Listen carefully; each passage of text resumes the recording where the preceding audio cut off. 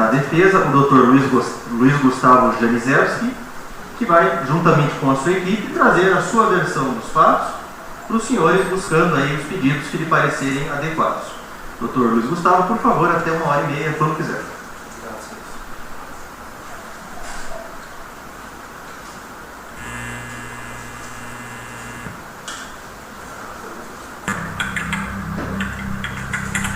Ser difamada, humilhada ou caluniada, a violência é moral.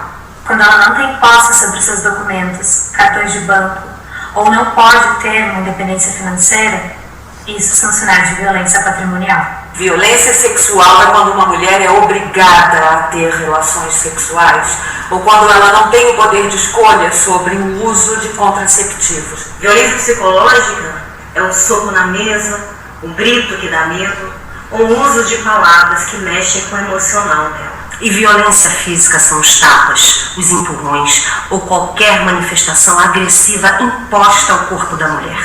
Fique atento aos auxílios.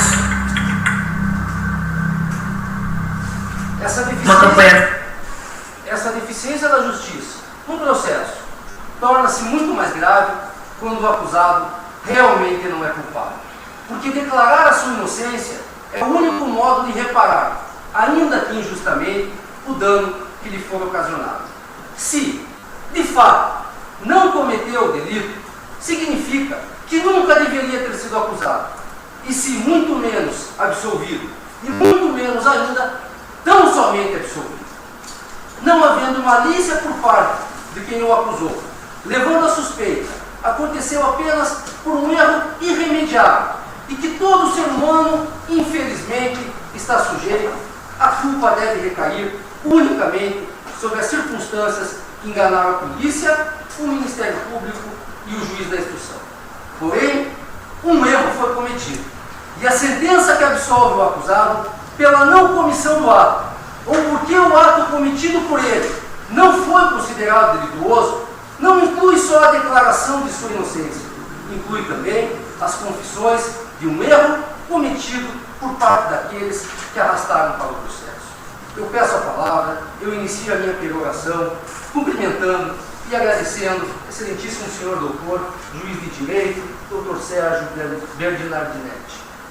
Doutor, saiba que é uma honra, um prazer e uma satisfação a esta bancada da defesa, pela primeira vez, é bem verdade, atuar nesse plenário sob os auspícios da batuta de Sua Excelência. Sua Excelência que durante todo o trabalho de hoje demonstrou ser um juiz garantidor, um juiz na medida em que garantiu o direito de defesa do acusado, que é um direito sagrado e que não pendeu para nenhum lado.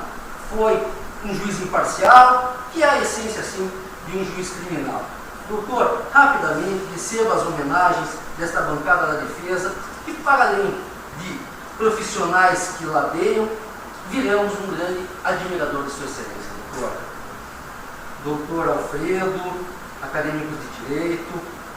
Confesso, doutor Alfredo, que eu encaminhei neste início de manhã na mais plena convicção que Sua Excelência não iria sustentar o homicídio qualificado, mas que sabe pelo uso costumeiro do cachimbo ou por entendimento acusatório, assim o fez. Mas eu tenho a mais plena convicção, doutor, que isso é tão somente um ponto de vista. Não há nenhum excesso pessoal, não há nada que se traga neste plenário para condenar pelo simples prazer de condenar. Nós estamos aqui nas duas faces de uma mesma moeda, cada qual com o seu ponto de vista, tentando a justiça de uma maneira justa no seu ponto de vista.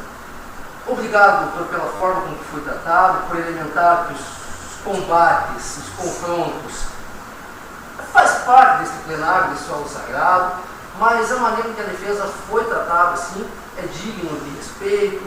Virei um admirador também do senhor, a gente já se conhecia processualmente, mas pessoalmente, pelo que eu lembro, não, doutor.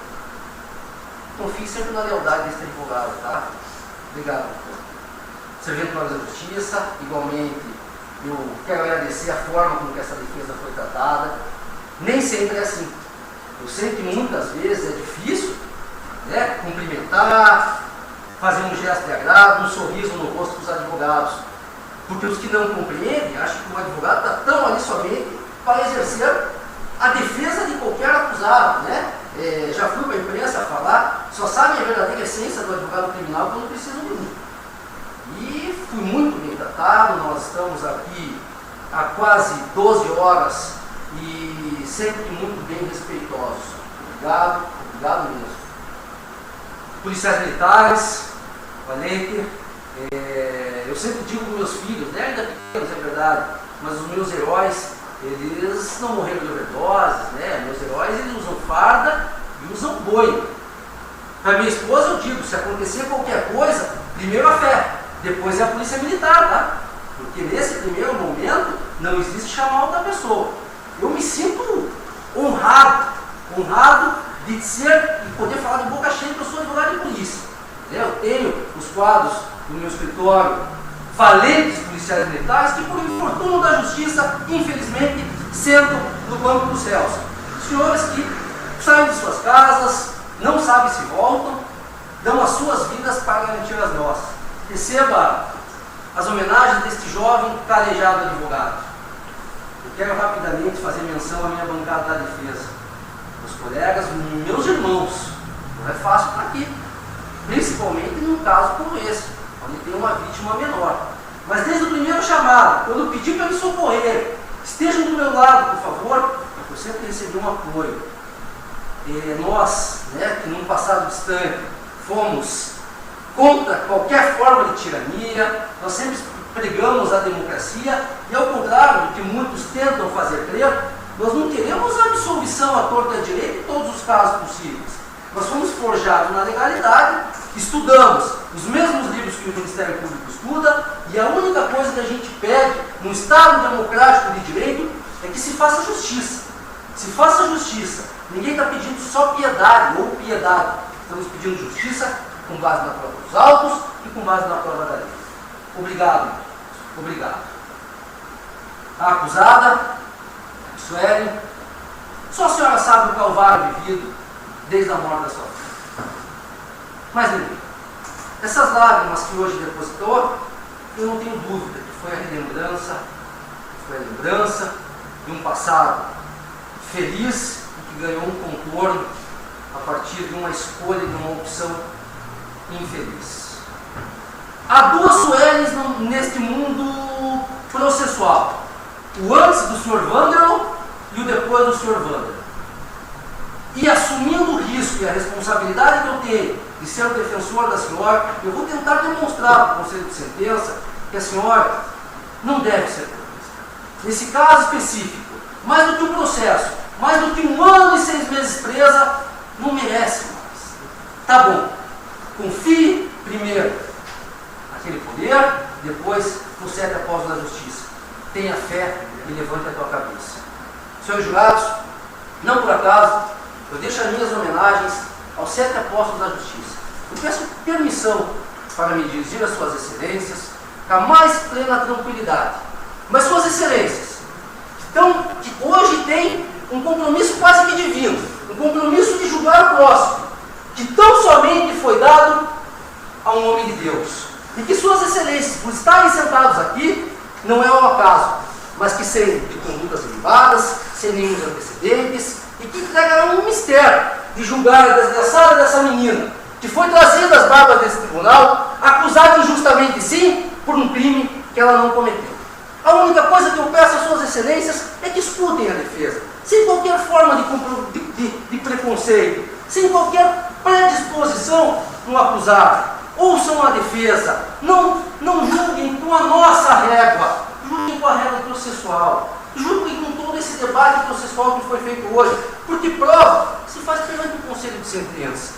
A prova foi debatida hoje aqui, ficou devidamente esclarecida o ambiente que essa menina morava, ficou devidamente esclarecido que há 2 situações específicas, o antes do Sr. Wanderl e o depois do Sr. Wanderl. Por elementar, eu não tenho dúvida que a senhora, com 2 filhos para criar, não aconteceria essa mesma situação. Eu não tenho dúvida.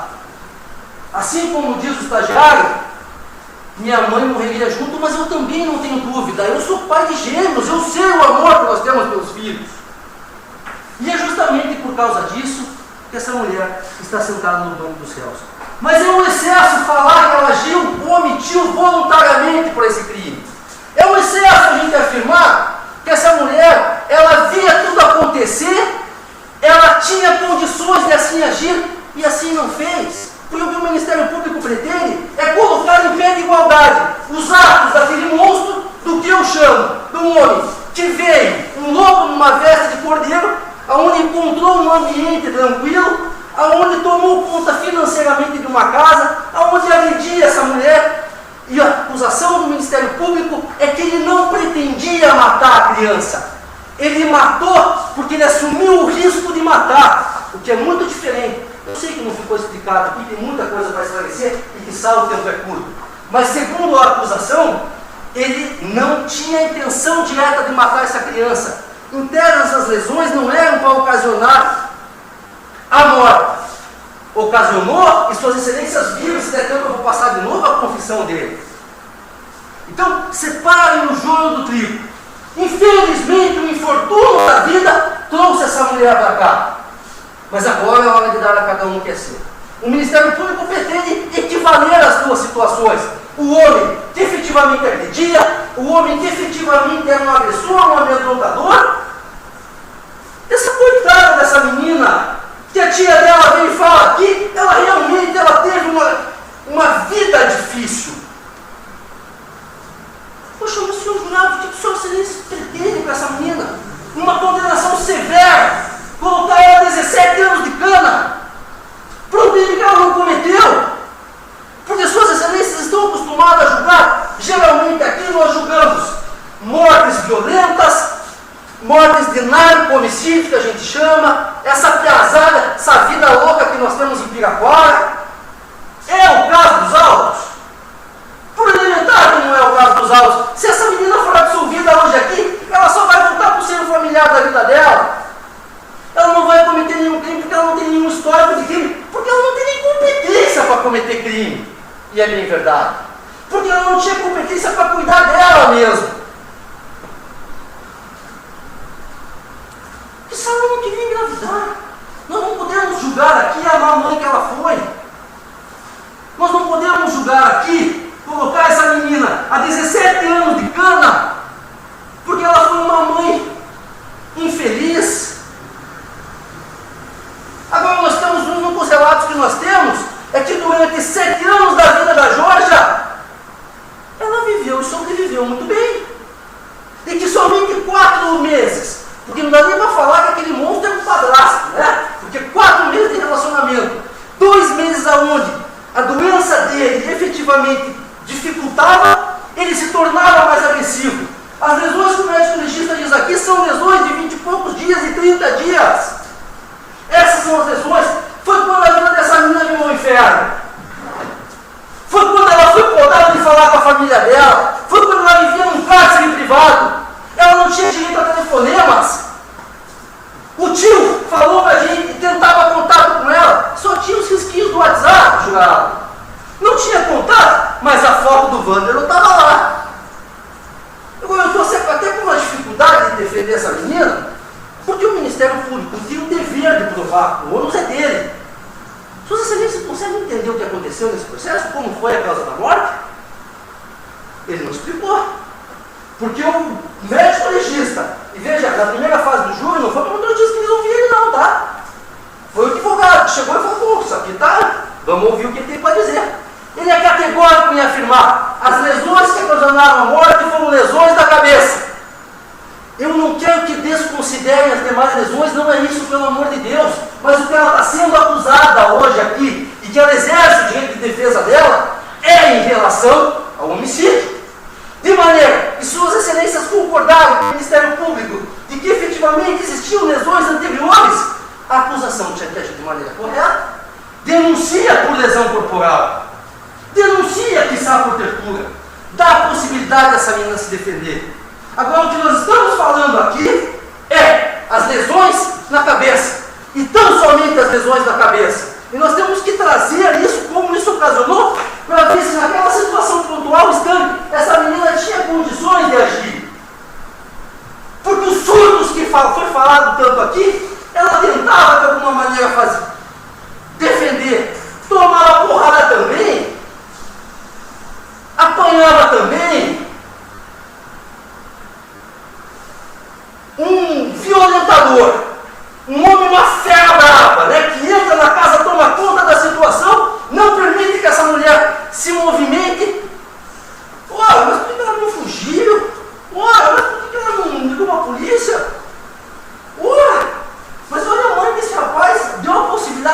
estudar.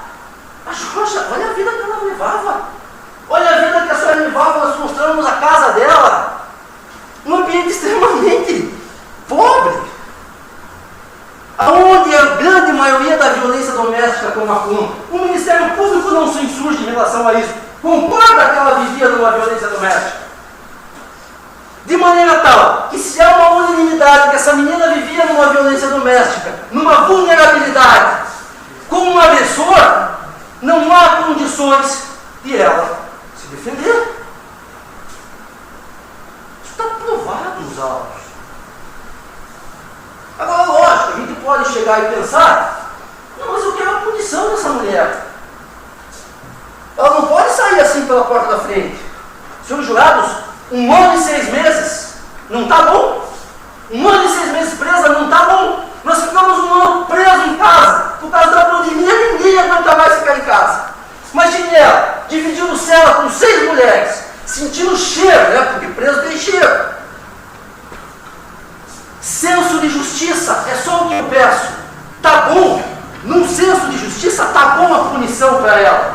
1 ano e 6 meses presa por um crime que ela não cometeu. Afinal, que ação que ela fez? Ela agredia a criança?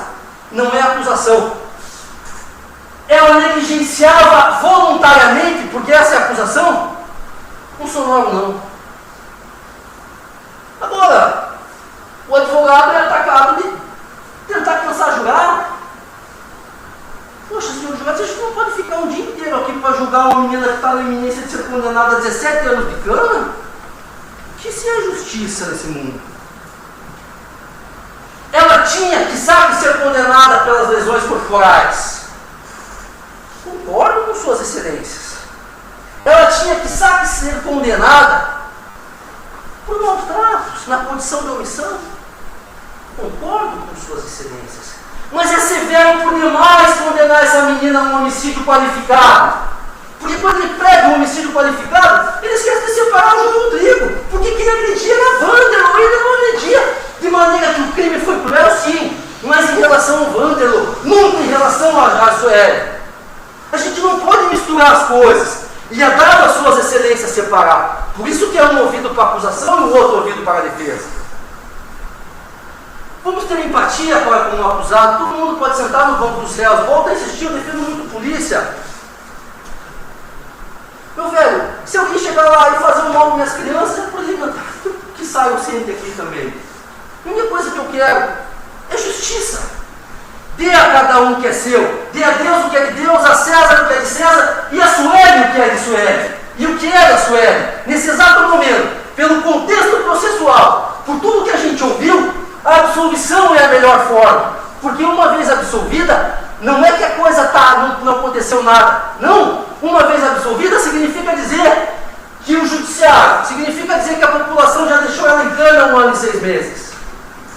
E que está bom para fins de pena. Que está bom para fins severos. Sejam como um pai severo, mas sejam justos, senhores jurados.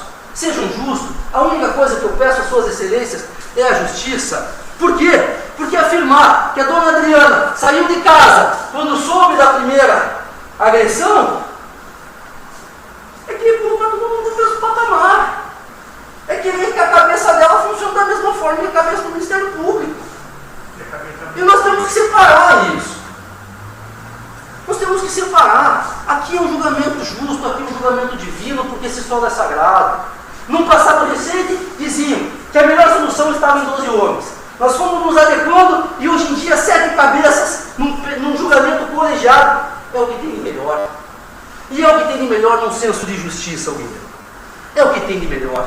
Veja, quiçá não fosse a pandemia, porque essa menininha ia para a sala de aula e o professor podia salvar ela.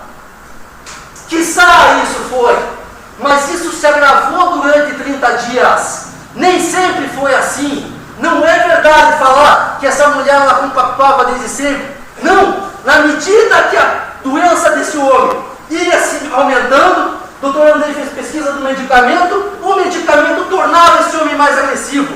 A mãe dele vem aqui e fala, ele tentou me matar.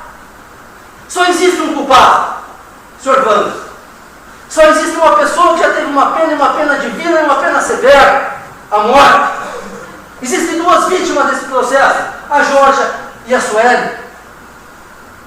É pedir demais às suas excelências que coloquem, Jefferson, é pedir demais às suas excelências que sopesem as acusações, que vejam com o temperamento necessário, que diferenciem o jogo do trigo, que é muito severo colocar essa menina de 17 anos de cana.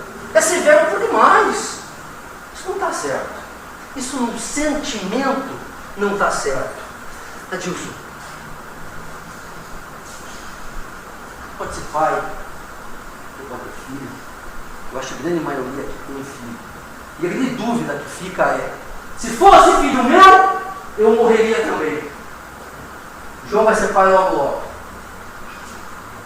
Eu também concordo com isso.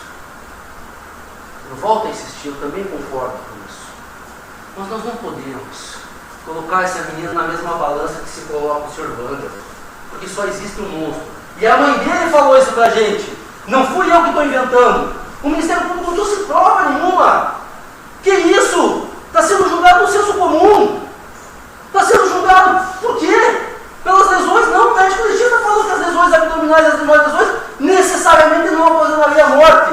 E que a morte ocasionou por causa das batidas. Coloque uma vez mais o que o médico legista disse pra gente. Ele esclareceu isso, é a ciência falando. É aquela prova muda que nunca mente que nos diz. Nós ouvimos também, lógico que sempre tem aquele excesso da acusação, no primeiro momento. Porque no primeiro momento, quando essa menina foi presa em flagrante, a acusação é de que ela agredia junto à criança. Foi necessário um trabalho dentro do inquérito policial para esclarecer que não, ela não agredia. Podem parar com isso. O Ministério Público também manteve esse entendimento e falou que verdade ela não agredia. Mas se ela se omitia, mas se ela só se omitia, senhores julgados, isso não é considerado um crime qualificado. Eu já vou chegar lá. E segundo a tese do Ministério Público, o que suas excelências têm que fazer é condenar essa menina por um homicídio culposo. Porque ela não assumiu o risco da morte da criança voluntariamente. E tem que ficar muito esclarecido às suas excelências, porque na denúncia consta de maneira voluntária. O que significa dizer? Ela via tudo acontecer, as agressões, basicamente, via tudo e quase batia palma. E não é isso o contexto, porque ela perdeu o que ela tinha de melhor na vida dela. Porque as agressões, quando muito, eram feitas no calar, quando não tinha ninguém. O proprietário fala: olha, quando eu estava lá, eu não ouvia nada. Quizá quando a Sueli estava próxima, ela não ouvia nada. Não, bota o vídeo do médico legista. Quizá que tinha esse cuidado. Ah, mas as agressões, e ela via as lesões e assim não fez. Mas ninguém trouxe essa invenção de que ela tinha problema na pele, que para leigos pode ser a mesma coisa. E que para uma menina que não tinha um intelecto para diferenciar uma coisa da outra, e que acreditava cegamente no Sr. Wander. A ficha dela só caiu depois da morte dela, quando ela foi presa. O policial diz assim pra gente: pode ir. Imediato do óbito. Tá. E essas lesões. Imediato do óbito. Foi o que levou ao óbito. Não dá pra dizer quantas vezes. Não, essa lesão é a causa imediata do óbito. Tá. E essas lesões. Imediato do óbito. Foi o que levou ao óbito. Não dá pra dizer quantas horas. Geralmente é pouco tempo, sabe? Porque foi um sangramento assim considerável. Os hematomas eram volumosos, então houve um sangramento assim considerável. Pode parar e depois bota a confissão dele. O que suas excelências entendem? Médico falando que a lesão foi a lesão pontual a um período curto de tempo. A um período curto de tempo. Então a situação deu já naquela noite. A confissão dele, eu passei as suas excelências, ele afirma, efetivamente, eu dei um pãozinho, eu acho que isso avisa, né?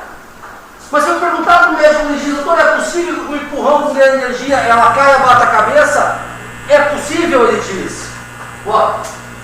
No hospital, ela estava desacordada nos meus braços. Eu levei ela para o hospital. Estava sem vida, né?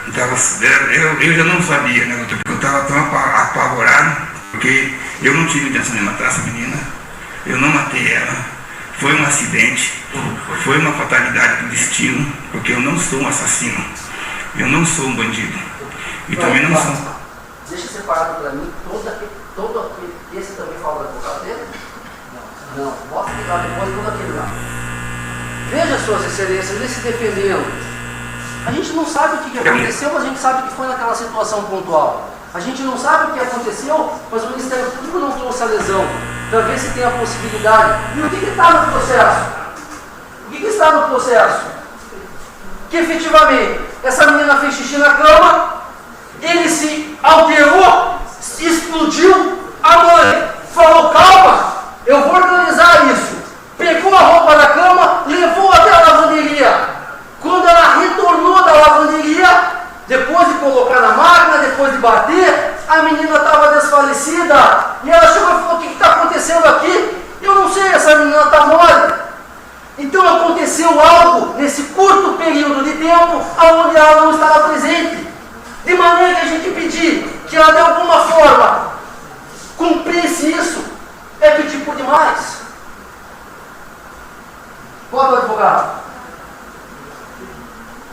A minha defesa é a realidade dos fatos, a realidade do que realmente aconteceu, que foi um crime culposo, um homicídio culposo, um acidente doméstico, uma fatalidade. O Vanderlon em nenhum momento teve a intenção de matar a criança. O que aconteceu foi uma exasperação dele, um exagero na conduta com essa criança, uma atitude e uma situação que poderia e pode acontecer com qualquer um de nós, enquanto pai e enquanto mãe, do tratamento dos nossos filhos. Quanto ao fato de ele ter deixado a criança... Veja, o Ministério Público concorda que ele não queria a morte, tá? Volta a insistir, é o dólar eventual. É difícil de cidadão jurado entender isso. Mas não é ele quis a morte. Ele agrediu a ponto dela morrer, que é muito diferente. E essa é o que o Ministério Público prega. Qual é a acusação que pesa contra sua ele? E é importante porque existe um princípio da correlação. Ela está sendo denunciada, existiu uma denúncia, e ela tem que ser condenada ou absolvida pela denúncia. Porque consta na denúncia, nada mais. De maneira que é errada essa denúncia, tá ok? E quando fala que essa criança morreu com reiteradas agressões físicas cometidas com uma intensidade e frequência descomunais, isso aqui significa lesões corporais? Faz o certo, denuncia por lesões corporais. Faz o certo, faz o certo.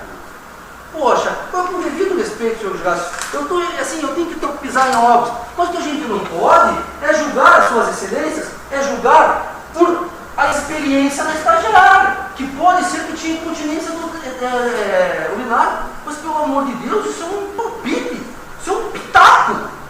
É só isso. Isso não foi julgado no processo, o senhor não permitiu. O senhor não permitiu, não está.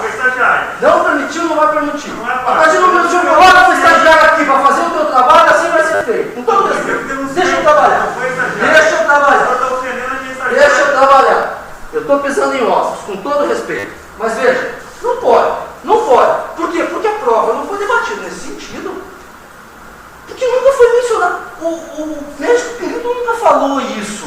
Que existia uma incontinência urinária. Foi pego de surpresa. Que isso?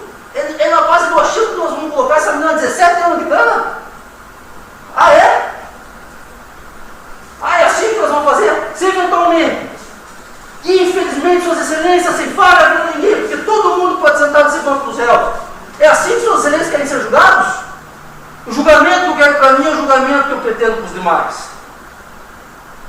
E o julgamento que eu pretendo para a Sueli é só uma justiça, senhores jurados. É uma questão de justiça, é uma questão de senso de justiça.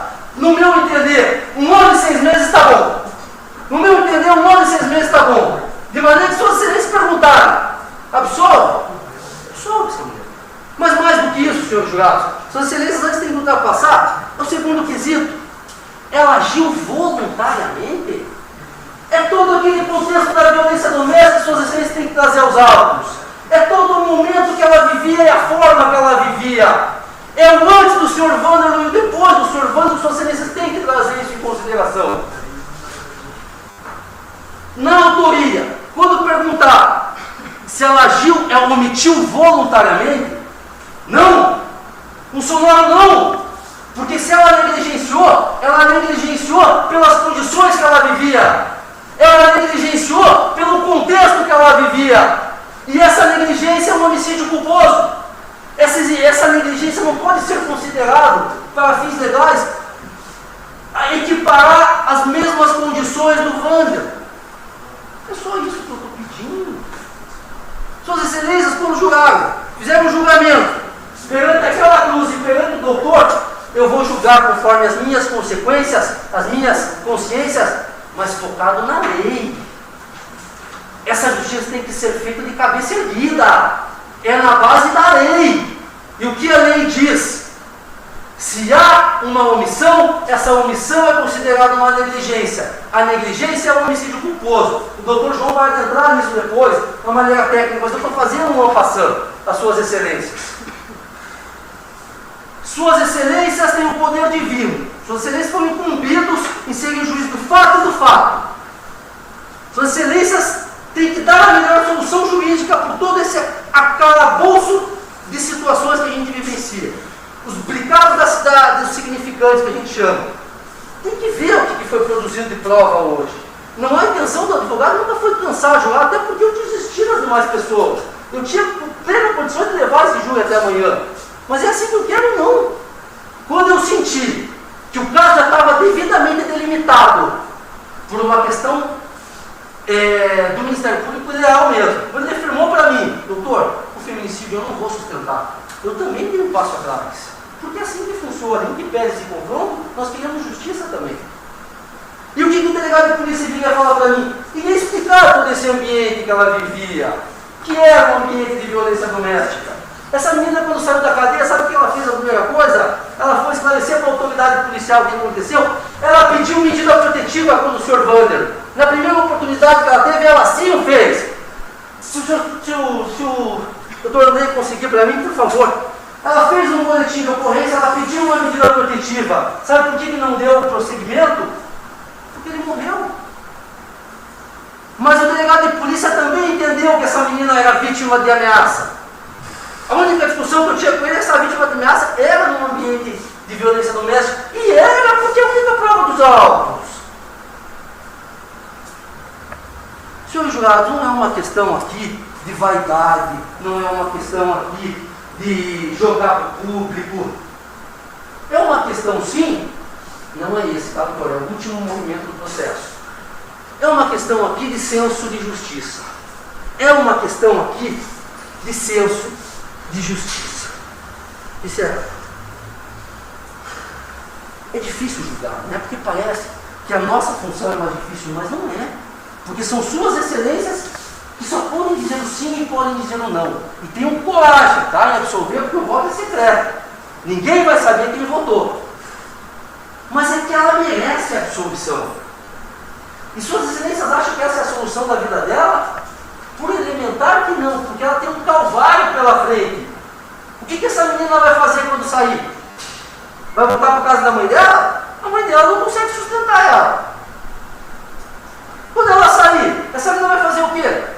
Vai ter que trabalhar, levanta a cabeça e trabalha. E vai trabalhar do quê? O que ela sempre fez, diarista, empregada. A vida dela vai ser difícil porque nunca foi fácil. Uma menina que sofria bullying em casa, na escola, que o único apoio que ela tinha era o apoio daquelas duas senhoras, que teve o apoio sim do ambiente familiar, que todo mundo falou aquilo, o tio falou, eu conseguia contato com eles, até o Sr. Wander não chegar. E a prova dos autos, é o que está no processo. Sr. João. Obrigado, doutor. Uma coisa, senhora jurada, senhor jurado, nós temos que concordar, tanto com a parte da defesa, quanto com a parte do Ministério Público, que de fato, o senhor Wander era um agressor, um sujeito que enforca a própria mãe. Isso não é um cidadão digno de viver em sociedade. E como disse meu colega em uma entrevista concedida à RIC TV, a justiça divina foi feita. Se Wander não tinha culpa, Deus vai fazer o julgamento dele. E eu acho muito interessante que o promotor trouxe aqui para nós um exemplo o cachorro, né? A cadela que não larga os seus filhotes, o passarinho que não descuida do ninho. Mas espera lá, o passarinho que não descuida do ninho, o cachorro que não descuida dos filhotes, estava na mesma situação que a Suelen estava? Vamos nos colocar no lugar da Suelen. O Dr. Luiz Gustavo trouxe muito bem o exemplo do Natan. A mãe dele disse realmente, filho, eu, se fosse eu morreria junto. Mas olha a instrução da mãe dele. É um menino formado em Direito, terceiro júri. E a Suelen, que fazia de tudo por uma aprovação. Se o Wander não estivesse aqui, jogasse café no chão, mandasse ela limpar, ela ia limpar. Porque precisava dessa aprovação. E não somos nós só que estamos dizendo. As testemunhas vieram aqui e deixaram isso muito claro. Até mesmo a mãe do Wander veio aqui e disse isso. Veja, senhora jurada, senhora jurados.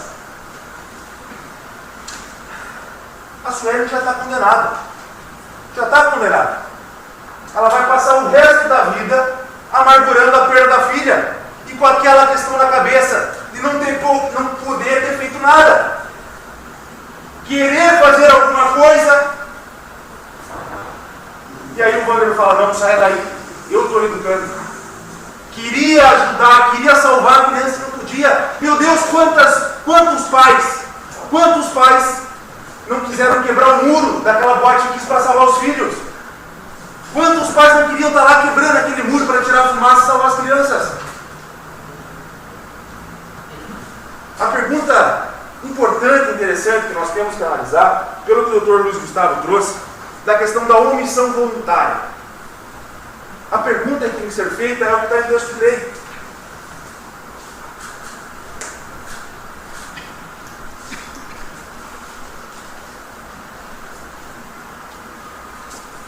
O artigo 13 do Código Penal, parágrafo 2º, diz o seguinte: a omissão, que é o que o Ministério Público imputa a Suelen, é penalmente relevante quando o omitente devia e podia agir para evitar o resultado. Pergunta: a Suelen podia? Ela devia. Ela devia, porque quando eu fiquei sabendo desse caso com o Dr. Genisés, eu falei, cara, que caso complicado. Minha filha está com 7 meses e prestes a nascer. Como é que eu vou defender uma coisa dessa? Foi o mesmo que a dona Débora disse aqui. Quando eu falei com ela, eu queria bater nela. Quer saber do contexto. Ela devia agir? Devia. Ela podia? Não. Ela estava amarrada, não concorda literalmente, mas estava amarrada por uma pressão, uma violência moral, uma dependência financeira. O celular dela foi tomado e o policial veio aqui e nos disse. Só tinha um aparelho celular, com a foto do Wander, com a foto dela e da criança. O senhor José, lido e ignorado. Veja, as lesões de fato assustam. Uma criança de 27 quilos, 27 quilos, o que a gente faz com nada?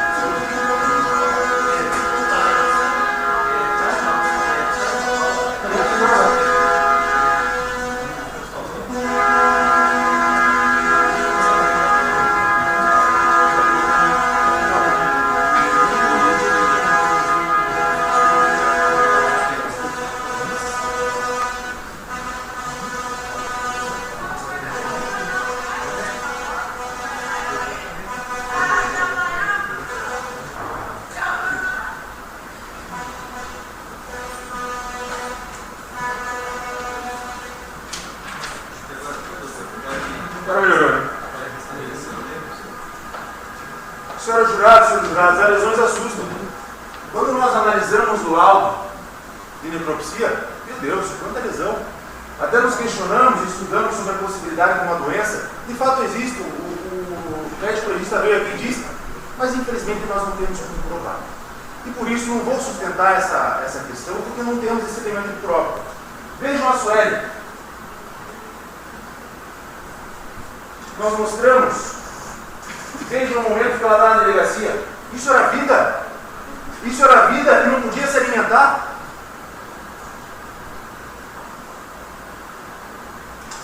O Ministério Público usou uma régua para medir as lesões. Encontravam aqui uma trena para medir o histórico da Suelen. Vamos medir todos os traumas que ela passou nesses 4 meses. A dona Débora veio aqui e disse que, tanto mencionou na primeira fase quanto aqui, que o padrasto chegou a dar cintada. E a cinta fez a curva e machucou a genital da criança. Gente, imagine a dor de uma mãe, Jessie, Denise, você vê aquilo e não poder fazer nada. Imagina alguma coisa na sua garganta segurando você não poder fazer nada. Nós vemos no noticiário dia a dia, temos essa exata compreensão, quantos relacionamentos abusivos existem, quantas mulheres apanham caladas e não vão à delegacia comunicar o crime. A doutora Brenda vai entrar muito bem nesse assunto depois. Mas eu dou sequência. O doutor Luiz trouxe, às senhoras e aos senhores, a análise da omissão voluntária, que a frase principal ela podia agir, ela devia, todo mundo concorda. Agora ela podia, dada todas as circunstâncias, o mínimo que se exigiria de uma mãe era isso. Mas dado as circunstâncias dela com o vândalo, ela podia agir de forma diferente. Passo por questão até de lealdade processual, porque quem merece todas as teses de defesa é a Sueli e não a defesa. Mas existe uma tese do Código Penal que trata sobre a participação de menor importância. É difícil, muito difícil de sustentar. Muito difícil. Como que eu vou dizer que ela participou de a participação dela foi de menor importância, sendo que ela não participou, sendo que ela não pôde participar, sendo que ela não teve condições de participar ou intervir? Mas é obrigação minha como advogado sustentar isso. Qual é a questão da participação de menor importância? Qual é o aspecto prático? O que resulta isso no processo? Se as senhoras e os senhores, na votação dos quesitos, entenderem que a participação dela foi de menor importância, o dobro do magistrado vai reduzir a pena dela de 1/6 a 1/3. Mas essa é uma alternativa extremamente gravosa, totalmente desproporcional. É discurso rotineiro do Ministério Público chegar nos plenários do júri e falar: quando eu tenho que pedir a condenação, eu peço, mas quando eu tenho que pedir a absolvição, nós também pedimos. Mas do mesmo modo que é para a defesa, quando nós viemos sustentar a absolvição, é porque de fato não tem prova de condenação. Mas do mesmo modo, o doutor Janizés pode é testemunha disso, existem casos que nós pedimos a condenação de igual modo. Esse discurso do Ministério Público é batido. Nós não podemos cair nesse canto da sereia. Nós estamos julgando a vida dessa mãe. Vai amargurar o resto da vida a perda da criança. Preciso passar, para as senhoras e os senhores, para as qualificadoras. O Ministério Público, de forma estratégica, oferece uma denúncia com várias qualificadoras, chega no plenário e tira uma, duas, para parecer que está fazendo justiça. Na verdade, esse crime nem poderia estar acontecendo. Quem tinha que estar sendo julgado era o vândalo. Mas enfim, é o que nós estamos resolvendo hoje. A sustentação do Ministério Público é que houve um recurso que dificultou a defesa da vítima. Na seguinte fundamentação, que a Jorge não tinha quem pedir socorro. E Suelen teria permitido as agressões durante meses. Nós vimos aqui que as lesões são de 15 a 20 dias. Durante meses? Uma força física superior. Não só a Geórgia, senhores jurados, não tinha quem pedir socorro, mas a Suelen também não. Quem que a Suelen podia pedir socorro, recorrer? Quem? Todos que vieram aqui, sem exceção, todos que foram ouvidos aqui hoje disseram isso. Quem que ela podia recorrer? Se nem o celular ela podia ter. Se ela gritasse por socorro na rua, quem estaria sendo julgado aqui possivelmente era o Wander e ela era a vítima. Não só ela e a Jorge seria a vítima desse processo. Qual é o recurso que dificultou? É que eu realmente entendo que é controverso, que é uma discussão difícil de analisar, mas eu preciso trabalhar com essa tese em questão jurídica da minha função. O nosso pedido principal é a absolvição, sem dúvida, ela não podia agir. Ela não tinha como evitar esse resultado. Mas eu preciso sustentar, como o Ministério Público trouxe essa qualificadora, que pode jogar a pena dela de 12 para cima. 12 para cima, jurados. Eu preciso sustentar que essa ligação de que não tinha quem pedir socorro, o episódio aconteceu no momento em que ela foi na lavanderia. Ela leva a roupa para a lavanderia e quando ela volta, o Wander não vem falar, olha, ela está mole, vamos pedir socorro. Como que ela podia agir? O que ela podia fazer? Ela ia pedir socorro para quem? Eles pediram, para o Uber, que levou ela para o hospital. O policial veio aqui e disse que a criança tinha entrado no hospital. Tentaram fazer alguma coisa, mas já tinha feito a merda. O Wander já tinha matado a criança. E a Sueli? Uma coitada, levando a roupa para limpar na lavanderia. Nós vivemos uma sociedade, em tempos atuais, e nós discutimos a questão do machismo, do feminismo. Existe uma discussão mais recente e palpável nesse caso do que isso. Vejam a Sueli. Olhem para ela, jurados. Vamos nos colocar no lugar dela, colocar essa roupa laranja, vamos sentar aqui. Então não houve um recurso que dificultou a defesa da vítima. Se houvesse, unicamente, quem deveria responder por isso era o Wander. Mas não a Sueli. E um segundo ponto, já que o doutor Alfredo afastou a questão do feminicídio, nós temos que enfrentar esse ponto da crueldade. Poderia, se fosse permitido, né, que nós conversássemos aqui, discutir o que é a crueldade. Cada um tem uma interpretação. Mas o médico legista nos diz que a lesão foi pontual. Ela pode ter sofrido agressões anteriores? Pode. Nós não temos como saber se foram as agressões ou se era uma lesão de pele, uma lesão diferente. Enfim. Mas essas lesões, com cores diferentes, datas diferentes, com cicatrização diferente, demonstram que não foi feito tudo numa sequência. A família não trancou ela num quarto, presa a uma grade, ficou agredindo, não dava comida, ficou batendo até que ela morresse. Não. Crueldade, jurado, nós vemos nos filmes. Eu mencionei para o perito. Aquele sequestrador que ameaça a família, quer dinheiro, quer extorquir, vai lá, corta o dedo, manda para a família. Corta a orelha, manda para a família. Tortura. O pai que a filha é estuprada. Muitos matam, mas tem muitos que torturam. Arrancam os testículos do rapaz, agridem, prendem, amarram na árvore para ser linchado pela sociedade. Isso é crueldade. Isso é crueldade. A morte da Georgia foi uma tragédia. Que, meu Deus, se pudesse, a Sueli tivesse voz, gente.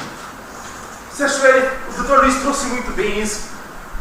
Maldita pandemia que impediu ela ir para a escola. Nós temos um professor no conselho de sentença que pode, se tivesse no lugar, ele poderia falar assim, meu Deus, essa menina está muito... A mesma percepção que as médicas tiveram, os professores poderiam ter e falar, meu Deus, precisamos fazer alguma coisa, chama o conselho tutelar e não entrega essa menina para os pais. Mas não fizeram. Infelizmente, a pandemia nos trouxe isso. Então, senhora